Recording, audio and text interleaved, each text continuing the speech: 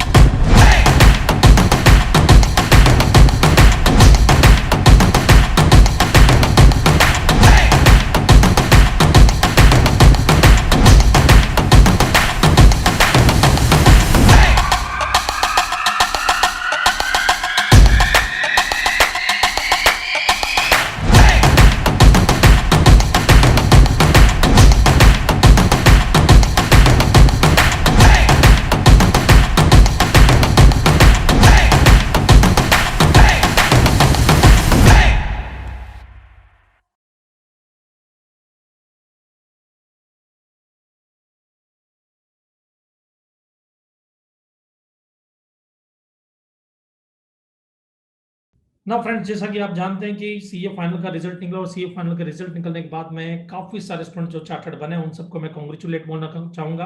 और उसके अलावा जो स्टूडेंट सीए अनफॉर्चुनेटली नहीं बन पाए या जिनका कोई भी ग्रुप या कोई भी पेपर रह गया है, तो कोई टेंशन लेने की बात नहीं है। मैक 21 हमारे हाथ में। डेफिनेटली इस बार हम एग्जाम क्रैक करेंगे, चाहे बाई हुक और क्रुक कैसे भी करेंगे। कहते हैं कि जीत और हारने वालों के बीच में सिर्फ गलतियों का अंतर होता है, सिर्फ गलतियों का अंतर। अगर वो गलतियां हम दूर कर दे तो हमारे को जीतने से कोई भी नहीं रोक सकता, कोई भी नहीं रोक सकता है। तो अभी हमारी कोशिश ये रहेगी कि जो गलतियां हमने हमारे जैन 21 के अटेम्प्ट में या नवंबर 20 के अटेम्प्ट में दोहराई है, उन गलतियों को अभी हम ना दोहराएं। और वो गलतियां जो है कि प्रोफेसर अपने लेवल पे अपने तरीके से गाइड करते ही हैं स्टूडेंट्स को, लेकिन उसके बावजूद भी काफी कुछ चीजें ऐसी होती है जो स्टूडेंट्स ही बता पाएंगे कि एक्चुअली प्रॉब्लम क्या आती है, उनसे कैसे हम आगे बढ़ सकते हैं। अगर देखा जाए तो मैं काफी पहले चार्टर्ड अकाउंटेंट सीए बन गया था, और जब मैं पहले बन गया था उस वक्त सिचुएशन कुछ और हुआ करती थी, और आज की सिचुएशन कुछ और है। अगर आज मैं आज की सिचुएशन को ध्यान में रख करके गाइड करने की कोशिश करूंगा तब तो ठीक है, लेकिन अगर मैं अपना पुराना एक्सपीरियंस को लेकर के आपको गाइड करूंगा तो डेफिनेटली कहीं ना कुछ प्रॉब्लम्स या कुछ ना कुछ कमी रह ही जाएगी गाइडेंस के अंदर। इसलिए आज हम कुछ ऐसे स्टूडेंट्स के साथ में हमारे यहाँ पे इंटरव्यू करने वाले हैं जो स्टूडेंट्स एग्जाम्शन लेकर के आए हैं, बराबर है। और उन एग्जाम्शन के साथ में उन्होंने अपना जो है स्कोर भी बढ़ाया है, और उनसे आज हम जानेंगे कि वो कैसे उन्होंने अपनी पढ़ाई की थी, क्या क्या प्रॉब्लम्स उनके सामने फेस हुई थी, उन प्रॉब्लम्स को उन्होंने कैसे दूर किया और कैसे आगे बढ़े। उन सब चीजों के बारे में हम यहाँ पर देखेंगे।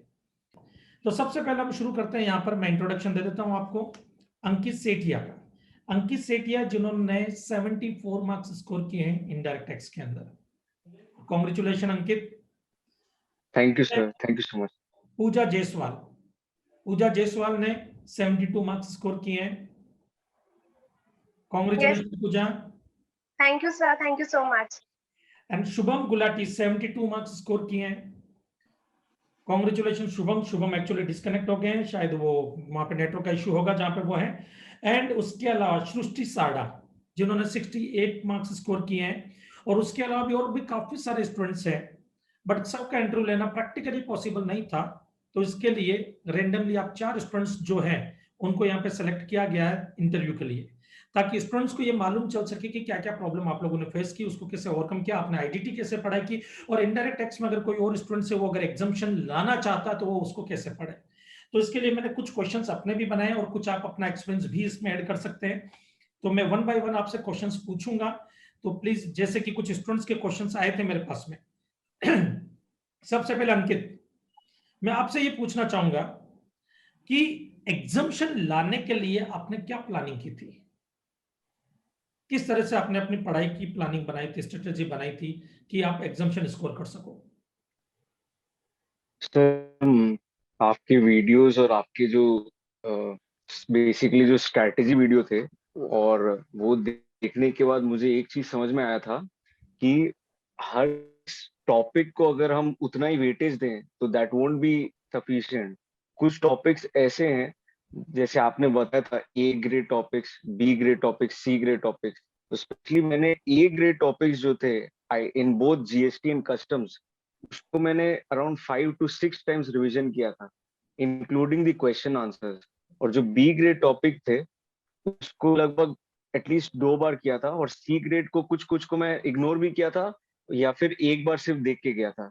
तो इस तरह से ये मेरा एक बेसिक प्लानिंग था और इसी को मैं ट्राई किया था एग्जीक्यूट करने का एज मच एज। बट ये वाले टॉपिक्स को तो मैं एटलीस्ट 5 to 6 टाइम्स मैंने काफी अच्छे से रिवीजन किया था, जो जो बहुत अच्छे आपने इंपॉर्टेंट बताए हैं। तो ये मेरा एक काफी अच्छा रहा। ग्रेट ग्रेट, बहुत बढ़िया। जैसा कि काफी सारे स्टूडेंट्स ने ये भी बोला कि सर इस बार का एबीसी एनालिसिस, ये एबीसी एनालिसिस है क्या? एबीसी एनालिसिस ये है कि जीएसटी और कस्टम्स के जो टॉपिक्स होते हैं उनको हमने 3 कैटेगरी में डिवाइड कर दिया, category A, category B and category C. Category A में वो टॉपिक्स होते हैं जिनमें से क्वेश्चन हर अटेम्प्ट में आते हैं, बहुत इंपॉर्टेंट है। या अगर कोई भी पर्सन एग्जामिनर की, जैसे मान लीजिए कि अगर मैं एग्जामिनर हूं तो मैं किन में से क्वेश्चन उठाकर पूछूंगा, वो टॉपिक जो होते हैं वो ए कैटेगरी के टॉपिक्स होते हैं, जो आपके अप्रोक्स 70 to 75 मार्क्स का वेटेज कवर करते हैं। बी कैटेगरी के टॉपिक्स में वो टॉपिक होते हैं जिनका वेटेज थोड़ा कम होता है, बराबर है, जिसमें से शॉर्ट नोट्स टाइप के क्वेश्चंस वगैरह वो सब क्वेश्चंस आते हैं, जिनमें कभी कभार क्वेश्चन आते हैं, कभी कभार नहीं आते। और सी कैटेगरी में वो टॉपिक्स होते हैं जो ज्यादा वेटेज या ज्यादा इंपॉर्टेंट वाले इंपॉर्टेंट टॉपिक्स नहीं होते हैं। बट सीए के लिए मैं आपको फिर एक बार बोलना चाहूंगा कि सीए के अंदर सारी चीजें इंपॉर्टेंट होती है, बट ये प्लानिंग एक तरह से हमको करनी पड़ती है, क्योंकि हमारे पास में कम टाइम रहता है और कम टाइम में हमको ज्यादा कुछ कवर करना होता है। तो कई बार स्टूडेंट्स क्या करते हैं कि जो टॉपिक ज्यादा वेटेज के नहीं है, ज्यादा इंपॉर्टेंट है, उस पर ज्यादा टाइम जो है डिवोट कर देते हैं, उसमें ज्यादा टाइम दे देते हैं, जिसकी वजह से जो इंपॉर्टेंट टॉपिक्स होते हैं उनको प्रॉपर्ली पढ़ नहीं पाते हैं, जिसकी वजह से हमको ये एबीसी एनालिसिस लॉन्च करना पड़ता है। तो थैंक यू वेरी मच अंकित, कि काफी सारे स्टूडेंट्स को इसका बेनिफिट भी मिलेगा, और नेक्स्ट टाइम का एबीसी एनालिसिस बहुत ही जल्दी मैं 21 के लिए निकालने वाले हैं ना। अंकित, अगला क्वेश्चन ये है कि आपने जो मेरे वीडियो लेक्चर्स वगैरह देखे थे वो कहाँ पे देखे थे, आपने कौन से चैनल पे देखे थे? अच्छा, मोस्टली मैंने आपकी जो यूट्यूब चैनल है, जो गोल्ड लर्निंग, और कुछ कुछ लेक्चर्स अन अकेडमी के भी, स्पेशली जो आपके जो लास्ट डे वाले रिवीजन के रहते थे, स्पेशली 1 to 2 आवर्स के बीच में जो ड्यूरेशन रहता था, तो उसमें आपने मोस्टली जो ए वाले टॉपिक्स हैं और सर्टेन बी टॉपिक्स, तो उसको आपने इतने अच्छे से एक्सप्लेन किया है, और उसमें सिलेक्टिव क्वेश्चन आंसर्स भी कवर किए हैं। तो इफ अगर एक कोई स्टूडेंट है, if he covers that much, तो that should be very very sufficient, और उसको फिर वो एज मच एज उसको प्रैक्टिस करे, आपकी जो क्वेश्चन बुक है उसको वो एक बार गो थ्रू करे, तो that would be very very good. तो वो वाला पार्ट तो बहुत ही अच्छा था। और फिर मैंने कुछ कुछ टॉपिक्स जो मेरे को इजी जो लग रहे थे, वो फिर मैंने खुद से भी थोड़े किए, और बेसिकली ये मेरा अप्रोच रहा था। बहुत बढ़िया। तो इसी तरह से अभी अनअकैडमी फिर से अप्रैल और मई मंथ के लिए स्टूडेंट्स के लिए रिवीजन लेक्चर की सीरीज भी रखने वाला है, रिवीजन सेशन रखने वाला है, और उसके अलावा रिवीजन सेशन जो है यूट्यूब चैनल पे भी आपको अवेलेबल होंगे इस बार, और रिवीजन सेशन की सीरीज जो है वो अनअकैडमी पे भी रहेगी। उसके अलावा एमसीक्यूज की एक सीरीज हम निकालने वाले हैं, जिस ताकि स्टूडेंट्स का जो कॉन्सेप्ट है वो काफी स्ट्रांग हो सके, और उसके अलावा जो पास्ट एग्जाम्स के क्वेश्चन, आरटीपी के क्वेश्चन, मॉक टेस्ट पेपर के क्वेश्चन, इनकी भी सीरीज अप्रैल में शुरू होने वाली है ना। अगला क्वेश्चन मेरा है पूजा आपसे। Yes sir. जैसे कि पढ़ाते वक्त कई बार मैं मेमोरी टेक्निक वगैरह भी यूज करता हूँ, कुछ कोड वर्ड कीवर्ड भी यूज करता हूँ, तो मेरा ये क्वेश्चन है कि क्या वो कीवर्ड और मेमोरी टेक्निक जो है आपके लिए हेल्पफुल और फायदेमंद होती है? यस सर, बिल्कुल, क्योंकि हमारे पास और भी बहुत से सब्जेक्ट्स होते हैं आईडीटी के अलावा, तो इतना सारा मेमोराइज करना इज नॉट पॉसिबल एकदम से। तो वो memory techniques used to be very very helpful. कुछ वर्ड्स अगर आपके दिमाग में रह जाते हैं, you can link it with other topics. तो लिंकिंग और कुछ बहुत सारे लाइक एग्जामिशंस अगर आप बीच में से कुछ भूल जाते हो तो इट इज वेरी हेल्पफुल, मतलब वो आपको मेमोराइज रखने में काफी हेल्प करती है memory techniques. That's good, that's good. इसका मतलब ये भी जरूरी है कि वो जो 3 आवर्स होते हैं आपके एग्जाम के, उसमें चीजें रिटेन होना बहुत जरूरी है। अगर वो चीजें रिटेन नहीं कर पाए, आपने कितना भी पढ़ा, तो आपकी पूरी मेहनत, 6 महीने की पूरी मेहनत पे पानी फिर जाएगा। तो बेटा याद रखना, रिटेंशन भी बहुत जरूरी है एग्जाम पॉइंट ऑफ व्यू से। सृष्टि, सृष्टि जी आपसे, कभी ऐसा हुआ कि पढ़ाई करते वक्त आपको कुछ प्रॉब्लम्स हुई, कुछ तकलीफ हुई, जैसे कई बार माइंड डाइवर्ट हो जाता है पढ़ते पढ़ते हमारा, कई बार कुछ प्रॉब्लम्स इश्यूज वगैरह रेज हो जाते हैं, ऐसे कभी आपको फेस करना पड़ा? यस सर, काफी टाइम। इनफैक्ट अभी तो कोरोना था, तो काफी सारा मेंटल प्रेशर बाहर से भी रहता था कि कैसे होगा, क्या होगा। बट कई बार मतलब सिर्फ यूट्यूब पे आओ और स्क्रॉल करो, आपके वीडियोस वहां पर मिल जाते थे जो कि काफी मोटिवेटिंग रहते थे। उन्हें देख के बहुत इंस्पायर हो जाते थे अंदर से। और आपके जो भी वीडियोस रहते थे, जैसे वो इतना एनिमेटेड होते थे कि चीजें ऑटोमेटिकली याद हो जाती थी। उन्हें याद करने की जरूरत ही नहीं पड़ती थी। तो वो बहुत ही बेनिफिशियल रहा मेरे लिए। Thank you so much, thank you so much Srishti ji. सबसे बड़ी चीज ये है कि हमको सबसे ज्यादा खुशी तब होती है जब स्टूडेंट्स मुझे मैसेज करते हैं ये चीज बोल करके कि सर आपके यूट्यूब के वीडियोस देख करके हमारे एग्जामिशन आई है, या आपके जो फ्री लेक्चर्स हुए थे अनअकैडमी पे उनको देख करके हमारे एग्जामिशन आई है। तो बहुत खुशी मिलती है कि जो एफर्ट्स लिए गए थे वो एफर्ट्स जो है वो सार्थक किया। इसके लिए आप सब लोगों को बहुत बहुत धन्यवाद कि आप लोगों ने हमारे एफर्ट्स की लाज रखी, हमारी मेहनत की लाज रखी उसके लिए। ना देखो, तकलीफ सबको आती है। एग्जाम के अंदर आप तैयारी करने बैठोगे तब तकलीफ आएगी, माइंड डाइवर्ट होगा। माइंड जो डाइवर्ट होता है उसको कंट्रोल करना आना बहुत जरूरी है, क्योंकि हमारे दिमाग के अंदर सिर्फ ये चीज याद रखना, हमारे पास में या बाकी जितने भी स्टूडेंट्स तैयारी करने वाले उन सबके पास में लिमिटेड टाइम्स होता है। इन लिमिटेड टाइम्स में जिसने अपने दिमाग को कंट्रोल कर लिया वो आगे बाजी मार जाएगा।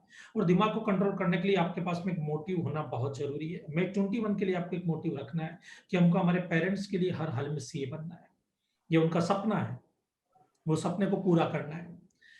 जब हमने जन्म लिया था, जब हम पैदा हुए थे, तब उनके पास में दो ऑप्शन थे कि या तो वो अपनी जिंदगी बना ले या हमारी जिंदगी बना ले, बट उन्होंने दूसरा ऑप्शन चुना था और हमारी जिंदगी, हमारा करियर बनाने का फैसला उन्होंने सोचा था, जिसके लिए उन्होंने कई बार सेक्रीफाइस किए हैं। क्योंकि हमारे घर में जब हमारा रिजल्ट आता तो हमको रात भर नींद नहीं आती, बट हमारे घर में दो लोग और ऐसे हैं जिनको पूरी रात नींद नहीं आती है, वो है हमारे पेरेंट्स।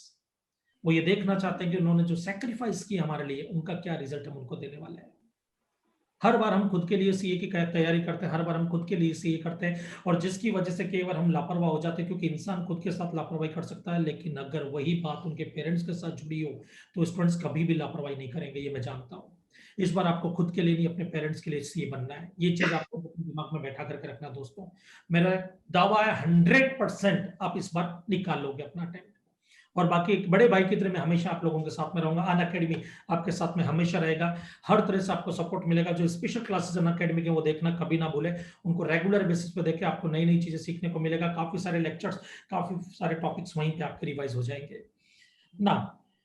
एक और क्वेश्चन है पूजा आपसे, जैसे कई बार ऐसा होता है कि रेगुलर के लोगों का कहना है कि रेगुलर 10 आवर्स 12 आवर्स या 14 आवर्स हमको पढ़ना ही चाहिए, तभी हम एग्जाम क्रैक कर पाएंगे। मेरा क्वेश्चन है कि क्या आप 10 या 12 आवर्स रेगुलरली पढ़ पाते थे पूजा? सर ऑनेस्टली, लेकिन माय केस एकदम ऐसा फिक्स्ड 12 या 15 आवर्स पर डे शायद कभी कभी नहीं हो पाता था मुझसे, क्योंकि होते थे कुछ सर्कमस्टांसेस या सिचुएशंस आ जाती थी। तो व्हाट मैटर्स इज आप जितना टाइम पढ़ रहे हो, मेक श्योर आप वो प्रॉपरली पढ़ रहे हो, फुल कंसंट्रेशन के साथ पढ़ रहे हो, देन टाइम डजंट मैटर। अगर आप 3 घंटे पढ़ रहे हो उसमें से 1.5 या 1 आवर आप कुछ अलग थॉट्स में हो और सिर्फ फ्रूटफुल स्टडी नहीं, तो doesn't matter. Smart work is what matters. So I don't think मेरे केस में मैंने उतना ज्यादा इस चीज को मैटर किया कि मुझे 15 या 18 घंटे ही पढ़ना है। मैं बस जितना पढ़ती थी I used to make sure कि वो पूरा फुल कंसंट्रेशन के साथ पढ़ती थी। बहुत बढ़िया। इसका मतलब ये है कि देखो, याद रखना स्टडी होनी चाहिए, स्टडी आर्ट्स ओरिएंटेड होने की बजाय टॉपिक ओरिएंटेड हो तो ज्यादा बेटर है। कि जैसे कि आपने अगर टारगेट बनाया कि आज मुझे 2 टॉपिक्स कंप्लीट करने या 4 टॉपिक्स कंप्लीट करने, तो जब आप सो रहे हो उससे पहले आपके वो टॉपिक्स कंप्लीट हो जाना चाहिए, उनका अच्छे से रिवीजन हो जाना चाहिए, उनको आप रिटेन कर पाओ। इतने एफर्ट्स आपको देने, चाहे वो आप फिर 4 आवर्स में करो चाहे 12 आवर्स में करो, जब तक वो ना हो तब तक आपको सोना नहीं है। अगर इस तरह की अगर चीज आप लेकर के आगे बढ़ोगे, इस तरह का जज्बा और जुनून लेकर के अगर आप बढ़ोगे, तो आप डेफिनेटली अपने ऑब्जेक्ट को अचीव कर पाओगे और टाइम पर आप अपना टारगेट भी पूरा कर सकते हो ना। अंकित, लास्ट डे रिवीजन पॉलिसी क्या रही आपकी? क्योंकि जनरली स्टूडेंट्स को क्या होता है कि जैसे डायरेक्ट टेक्स्ट का पेपर देख करके आते हैं, उसके बाद में एक दिन का गैप रहता है और अगले दिन इनडायरेक्ट टेक्स्ट का पेपर होता है। तो वो जो टाइम होता है, वो जो 30 आवर्स टू 35 आवर्स का जो पढ़ने का टाइम होता है, उस टाइम पे सबसे मेन इंपॉर्टेंट होता है कि भाई पॉलिसी प्रॉपर होनी चाहिए, प्लानिंग प्रॉपर होना चाहिए, स्ट्रेटेजी प्रॉपर होनी चाहिए। तो आपकी स्ट्रेटेजी उस लास्ट टाइम में, लास्ट 1 डे में क्या थी?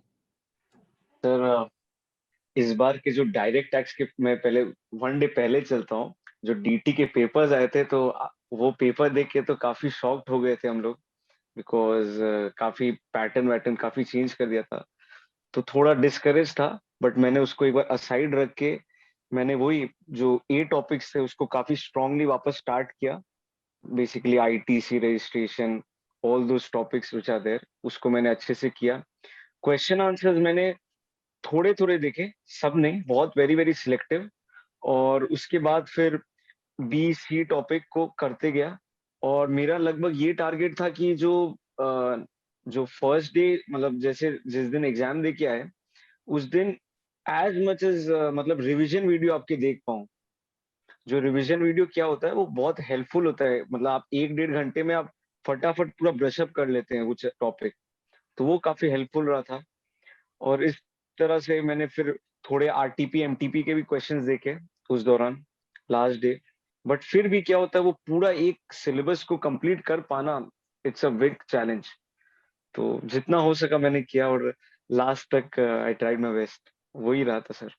एक्चुअली इसी चीज से मुझे एक चीज याद आई कि एक बार है ना, जनरली मैं पहले कभी रिवीजन नहीं करवाता था। 2016 के अंदर मैंने 16-17 में मैंने फर्स्ट टाइम रिवीजन करवाना शुरू किया। उससे पहले मैं कभी भी लास्ट डे रिवीजन नहीं करवाता था, ना लास्ट डे रिवीजन में बिलीव करता था। मेरा ये मानना था कि एक दिन में स्टूडेंट्स खुद पढ़ेगा खुद का, या किसी प्रोफेसर के लेक्चर सुनेगा। ये थॉट प्रोसेस था मेरे दिमाग में। क्यों, मैंने कहा ना कि जब मैंने सीए बना तब सिचुएशन कुछ और थी, अभी सिचुएशन कुछ और है, बराबर है। फिर एक दिन मुझे एक प्रोफेसर है डायरेक्ट टैक्स के, अपने दुर्गे सिंह सर ने मुझे बोला कि सर एक बार लास्ट डे रिवीजन लेना चाहिए, आपको स्टूडेंट्स के लिए बेनिफिशियल रहता है ये। तो मैंने फर्स्ट टाइम अहमदाबाद में अपना लास्ट डे रिवीजन लिया था, और उसमें मेरे एक फ्रेंड थे, उन्होंने भी मेरा सपोर्ट किया था वहां पर। अहमदाबाद में एक और प्रोफेसर, उनका भी सपोर्ट रहा था, रमेश ठक्कर सर है, उनका सपोर्ट रहा था मुझे वहां पर। और वहां पे मैंने फर्स्ट टाइम लिया था। उस टाइम मैंने देखा कि क्राउड मोर देन 300 स्टूडेंट्स, उस वक्त फेस टू फेस ही था, लाइव वगैरह वर्चुअल ऐसा कुछ था नहीं। 300 स्टूडेंट्स से ज्यादा स्टूडेंट्स वहां पे आए थे। तब मुझे लगा था कि ये लास्ट डे रिवीजन कितना इंपॉर्टेंट होता है स्टूडेंट्स के लिए, कितना इंपॉर्टेंट होता है। देन उसके बाद में मैंने ये सीरीज शुरू की और मुझे लगा कि हकीकत में इसका काफी सारा फायदा स्टूडेंट्स को मिलता है। कि और बाद में मुझे रियलाइज हुआ कि वो टाइम पैटर्न जब हम करते थे सी वो अलग था, और अभी का पैटर्न एकदम अलग है। तो जिस तरह से सिचुएशन बदलती है उस हिसाब से चीजें भी बदलने लगती है और पढ़ने का तरीका भी बदलने लगता है। आज के टाइम में स्मार्ट स्टडी सबसे ज्यादा इंपॉर्टेंट है। तो बेटा मैं आप लोगों को सबको जो भी ये वीडियो देख रहे हैं उनको एक ही चीज बोलना चाहूंगा कि हमारी स्टडी जो होनी चाहिए वो स्मार्ट स्टडी होनी चाहिए और स्मार्ट डायरेक्शन में होनी चाहिए। याद रखना कि सिर्फ मेहनत करने वाले लोग कामयाब नहीं होते हैं। अगर मेहनत करने वाले लोग ही कामयाब होते तो मजदूर कभी गरीब नहीं होता, गधे कब के घोड़े बन चुके होते। स्मार्ट वर्क करने वाले लोग कामयाब होते हैं, सही डायरेक्शन में मेहनत करने वाले लोग कामयाब होते हैं। हमारा डायरेक्शन हमको प्रॉपर रखना है, इस चीज का हमको खासतौर से ध्यान रखना। नाउ यहां पर सृष्टि सारडा, यस सर। बेटा आप स्टूडेंट्स को कुछ बोलना चाहेंगे अपनी तरफ से, किस तरह से क्या पढ़ाई की तैयारी करनी चाहिए? अभी उनके पास में टाइम जो है बहुत ही कम है, जैसे कि देखा जाए तो ऑलमोस्ट जो है कि 1.5 मंथ समथिंग इतना ही बचा अभी उनके पास में। तो उनको Yes, कैसे sir. करना चाहिए? सर मेरे अकॉर्डिंगली जो मैंने फेस किया है, स्टार्टिंग में मैं जो करती थी, मैं सिर्फ प्रोविजंस पढ़ते रहती थी कि पूरा टाइम प्रोविजंस में चला गया, सिर्फ थ्योरी में अटकी रहती थी, लाइक प्रैक्टिकल क्वेश्चंस नहीं कर पाती थी ज्यादा। फिर मुझे स्ट्राइक हुआ कि एग्जाम में ऐसे नहीं चलेगा। अगर एग्जाम ओरिएंटेड पढ़ना है तो तुम्हें क्वेश्चंस पे ज्यादा फोकस करना चाहिए। थ्योरी तुम पढ़ो, लेक्चर देखो, रिवीजन लेक्चर देखो, और फटाफट उसे गो थ्रू करके क्वेश्चंस पे ज्यादा फोकस करो। मैंने खुद ने वही किया फिर बाद में, और जो कि काफी बेनिफिशियल रहा। और जैसे कि लास्ट के दिन, लाइक 1 डे बिफोर एग्जाम, पूरा तो कवर करना पॉसिबल नहीं था, तो जैसे इंपॉर्टेंट चैप्टर्स है वो सिर्फ मैंने उतने ही अच्छे से किए, और बाकी के जो चैप्टर्स है वो सिर्फ इंपॉर्टेंट, लाइक हाईलाइटेड जो था उतना ही पार्ट किया, जिससे मुझे काफी हेल्प हुई और मैं कवर कर पाई पूरा सिलेबस, एल्स नहीं हो पाता इतना। Great, good good. अंकित, आप कुछ एडवाइस देना चाहेंगे स्टूडेंट्स को? सर मैं ये बोल रहा हूँ कि ऑलरेडी सर आपके इतने अच्छे अच्छे वीडियोस है, शॉर्ट क्लिप्स है। पहला चीज तो वो जरूर, जब थोड़ा अगर कोई डीमोटिवेट हो रहा है तो वो जरूर एक बार देख ले स्टूडेंट। और उससे ज्यादा एक चीज मैं बोलूंगा कि अपने अंदर सेल्फ बिलीव जरूर रखे। मतलब जो भी कंडीशन, जो इंटरनल हो एक्सटर्नल हो, आपके सराउंडिंग में हो, उसको ठीक है, एवरीथिंग इज देयर, बट अपने अंदर इतना सेल्फ बिलीफ रखें। और उसके साथ एक चीज मैं और बोलूंगा कि सबके अंदर क्या होता है कि दे फील कि गिव अप तो नहीं करना है, बट उसके साथ क्या होता है कि they don't even give their 100% also. तो वो एक जो पार्शियल फोकस, एकदम फुल स्ट्रॉन्ग फोकस लाना एक डेडिकेटेड वे से, एकदम वो बहुत ज्यादा जरूरी है, मतलब टाइम को अच्छा मैनेज करके। दैट्स गुड, बहुत अच्छा लगा। पूजा जी, आप कुछ बोलना चाहेंगे स्टूडेंट्स को? यस सिर्फ एक सबसे इम्पोर्टेंट जो मैंने फील किया while my attempt is like revision. आप पूरा 3-4 महीने कितनी भी मेहनत कर लो, अगर आप डे बिफोर एग्जाम आप अगर थोड़ा भी ढिल्ला हो जाते हो या पहले वाले पेपर की वजह से नर्वस हो जाते हो, तो it doesn't make sense. Revision करो, जो हुआ पहले वाले पेपर्स में सब भूल जाओ, जो पेपर आने वाला है बस सिर्फ उसका सोचो, और रिविजन फुल हार्ट से आपकी पूरी 3-4 महीने की मेहनत किसी एक दिन पे डिपेंड रहती है, और आप ये एक दिन के ही दम पे आपको 3 घंटे में पूरा परफॉर्म कर पाते हो। So do your revision very well, and जो आप बोलते हो कि नेवर स्किप एनी टॉपिक, सब बराबर पढ़ के जाओ अच्छे से and then perform well. And sir जो लेक्चर्स के बीच में आप जो थ्योरी के साथ साथ जो एग्जांपल्स देते हो, वो वैसे ही कंसेप्चुअल क्लैरिटी में इतनी हेल्प करता है कि what after watching your lecture what we need to do is just go through our books once, and even your books and notes are so good कि पढ़कर ऐसा नहीं लगता है कि हम कुछ बहुत बड़ा एक्ट पढ़ रहे हैं या ऐसा कुछ। They are so useful sir, thank you so much for that.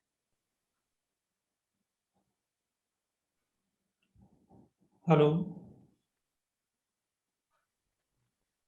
Shubham connect नहीं हो पा रहा है। तो बेटा आप सब लोगों से बात करके बहुत ही अच्छा लगा, और काफी सारे स्टूडेंट जो आप लोगों को देख करके मोटिवेट होंगे, और डेफिनेटली जो भी पॉलिसीज वगैरह आपने बनाई है उनसे काफी सारे स्टूडेंट्स को बेनिफिट भी मिलेगा, फायदा भी मिलेगा।